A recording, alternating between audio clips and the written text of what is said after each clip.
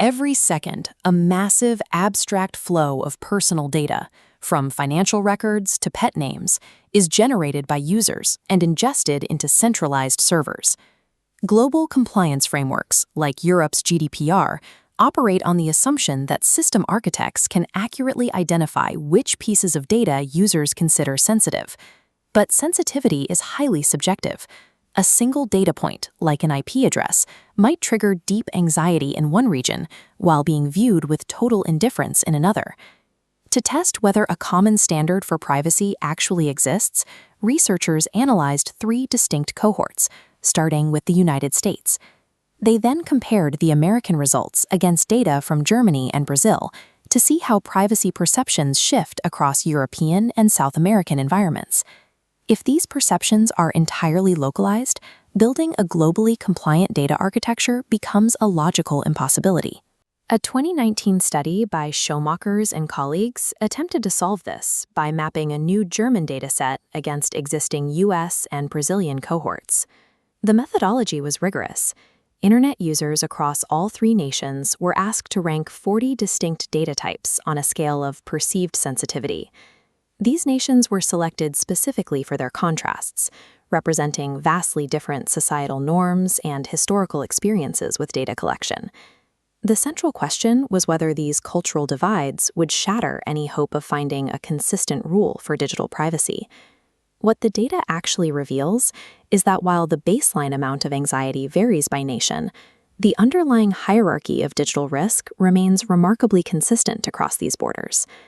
This vertical dot plot serves as the master roadmap for understanding these national privacy perceptions.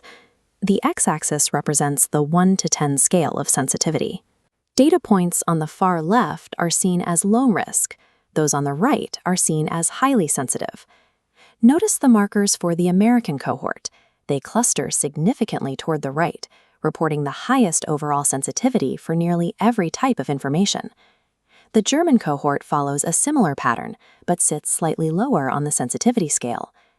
The Brazilian markers trail visibly to the left, indicating a much lower baseline level of anxiety across the board. To explain these gaps, researchers often look at Hofstede's cultural dimensions, which compare nations across variables like individualism and uncertainty avoidance. Looking only at these baseline differences, a UX designer might conclude that they need a completely different privacy model for every country, but a closer look at the data suggests otherwise. If we move past the absolute scores, we can search for a hidden structure within the data. When the individual national differences are de-emphasized, the data points reveal a distinct S-curve shared by all 3 nations.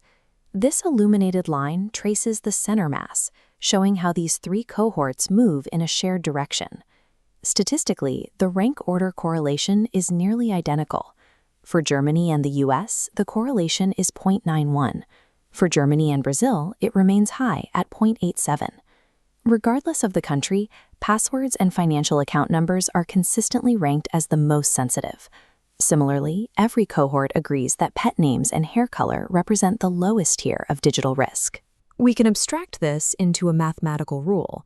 While countries start at different baseline levels of concern, they follow the same relative path. The evidence suggests that, despite differing cultural backgrounds, these distinct cohorts share a single, highly consistent roadmap of digital risk. However, this consensus breaks down at specific, localized points. Look at the Social Security number. In the US, it is viewed as extremely sensitive, while the German and Brazilian cohorts rank it much lower. For Americans, the SSN is the linchpin of their entire financial and administrative identity, making its potential loss a massive risk. In Germany, where the administrative infrastructure is decentralized, the SSN ranks only 8th in sensitivity. We see another sharp deviation with the mother's maiden name. In the US, this is a standard banking verification tool, making it high risk. In Germany, it is viewed as practically neutral. Meanwhile, Germans report much higher sensitivity regarding facial pictures and private phone numbers compared to their American and Brazilian counterparts. These specific outliers demonstrate that risk perception is dictated by local administrative infrastructure and the specific ways data can be weaponized in a given country. While nationality sets the baseline, individual user traits act as a secondary modifier. Regression analysis highlights 3 key traits that skew a user's baseline: privacy disposition, education, and risk propensity. A high privacy disposition uniformly increases sensitivity scores across all 40 data types. Higher education levels follow a nearly identical pattern, pushing sensitivity ratings higher across the board. Risk propensity, however, displays a much more specific behavior. High-risk takers report lower sensitivities specifically from medium-tier data, like GPS location or browsing history, while their perception of highly sensitive or low-risk data remains unchanged. This suggests that while a nation sets the volume, individual personality acts as the fine-tuning knob for risk tolerance. We can translate this complex 40-point plot into a practical framework for system architecture. Researchers were able to cluster these items into 3 distinct, manageable tiers of perceived risk. The highly sensitive tier includes passwords, financials, and DNA, items that require the most stringent security protocols. The medium-sensitive tier covers contextual data, like location and browsing behavior. Finally, the less sensitive tier includes foundational identifiers, like hair color or pet names. This stable 3-tier framework suggests that developers don't necessarily need dozens of different localized models to build a secure system. However, this hierarchy comes with a warning.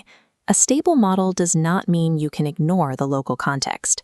Applying a US security prompt, like a mother's maiden name, to a German app will fail, because the user in Germany fundamentally perceives that information as less critical for security.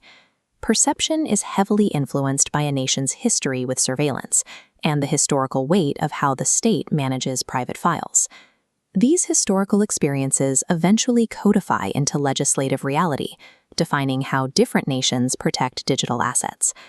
Culture sets the baseline for public anxiety, but it is a nation's administrative infrastructure that dictates its specific digital vulnerabilities.